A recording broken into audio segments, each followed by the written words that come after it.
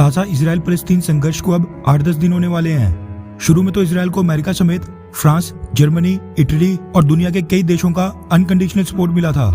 और लगभग सभी ने कहा था कि इजराइल को हमास के रॉकेट हमलों से अपने आप को डिफेंड करने का पूरा अधिकार है। लेकिन अब जैसे जैसे हमास पर एयर स्ट्राइक्स के चक्कर में गाजा पट्टी पर सिविलियंस और खासकर बच्चे और महिलाओं की भी मौत हो रही है, उसको देखकर अब कई देश इजराइल को अपने अनकंडीशनल सपोर्ट से हाथ पीछे हटाते दिखाई दे रहे हैं। पिछले ही कल खबर आई थी कि अमेरिकन राष्ट्रपति जो बाइडेन ने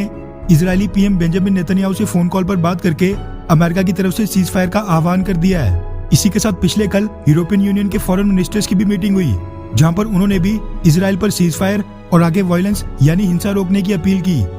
अब ये इजराइल की मजबूरी कह लो या फिर हमास की चालाकी, हमास तो एक स्ट्रेटेजी के तहत इजराइल पर हमले सिविलियन पॉपुलेटेड एरिया से करता है, ताकि अगर इजराइल सेम पोजीशन पर वापस से हमला करे तो उसमें सिविलियन लॉस हो और फिर वो इमेजेस और फुटेज पूरी दुनिया में फैले, ताकि फलस्तीन कॉज के लिए लोगों में सहानुभूति पैदा हो। और हमास की ये स्ट्रेटेजी उसके काम बखूबी आ रही है।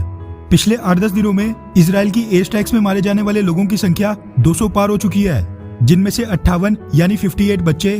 और 34 यानी 34 महिलाएं थी। बस इन्हीं सिविलियंस मौतों के कारण अब इजराइल पर दुनिया के बाकी देश प्रेशर बना रहे हैं कि वो अब गाजा पट्टी पर सिविलियन पॉपुलेटेड एरियाज पर एयर स्ट्राइक्स रोक दे।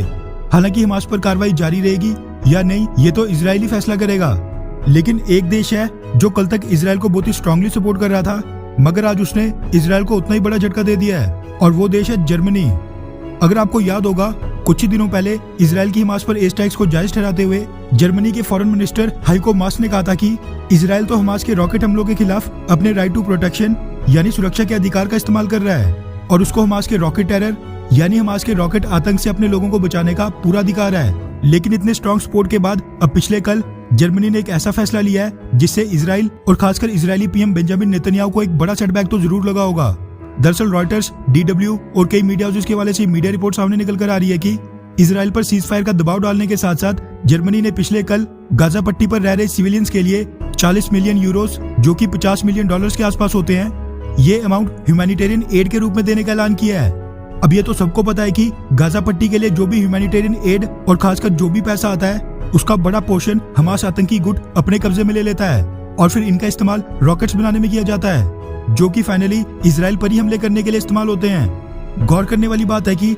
ये जर्मनी का एक बड़ा स्टेप इसलिए माना जा रहा है क्योंकि अभी भी हमास और इजराइल के बीच सीज फायर नहीं हुआ है और दोनों पक्ष अभी भी एक दूसरे पर हमले कर रहे हैं। जर्मन फॉरेन मिनिस्टर हाइको मास ने पिछले कल यूरोपियन यूनियन के काउंटर पार्ट्स की मीटिंग से पहले कहा कि गाजा को बेटर ह्यूमैनिटेरियन सप्लाई मिले, इसके लिए मैं लॉबी करूंगा।